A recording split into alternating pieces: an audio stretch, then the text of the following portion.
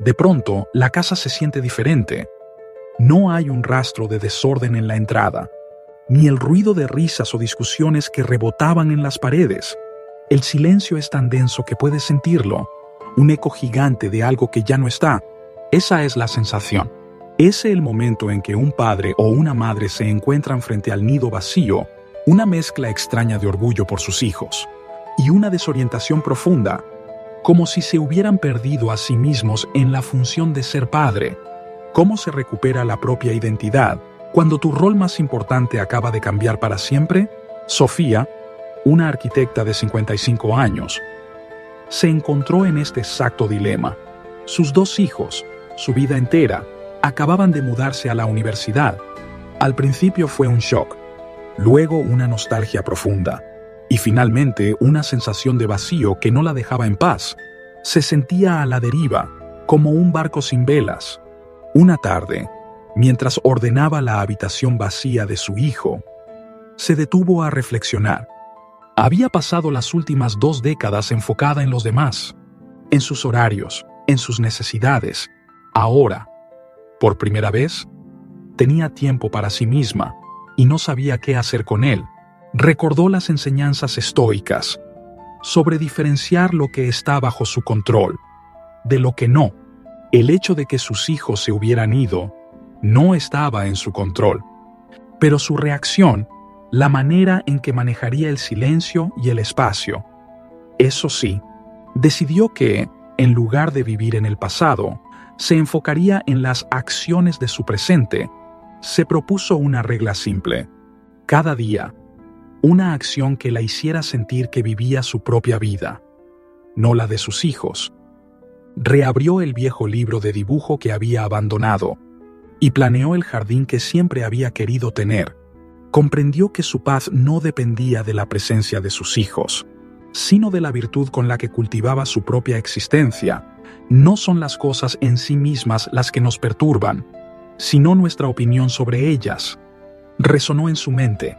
A pesar de las nuevas acciones, el dolor de la pérdida seguía ahí, en forma de tristeza y nostalgia.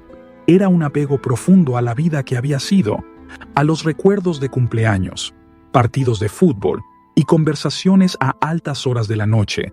Sofía se dio cuenta de que ese apego era el verdadero peso que la inmovilizaba.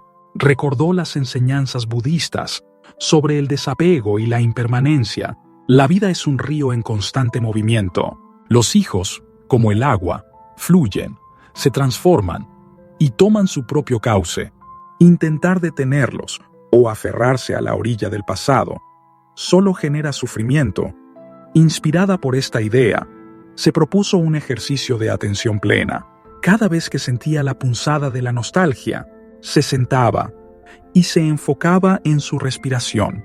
Observaba sus pensamientos y emociones, como nubes que pasan por el cielo de su mente, sin juzgarlos ni aferrarse a ellos. Poco a poco, aprendió a soltar.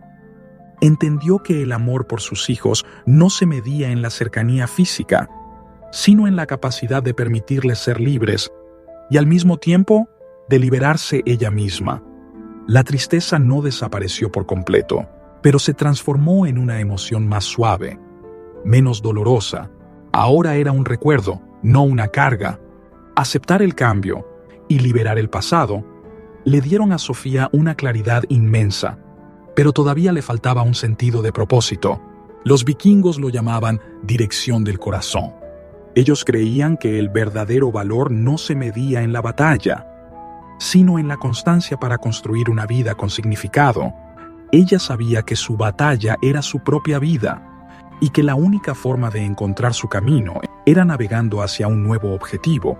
Una tarde, mientras revisaba viejas fotografías de su juventud, encontró una de un viaje a Escocia con una amiga. De repente, una idea la golpeó. ¿Por qué no hacer ese viaje que habían pospuesto por años?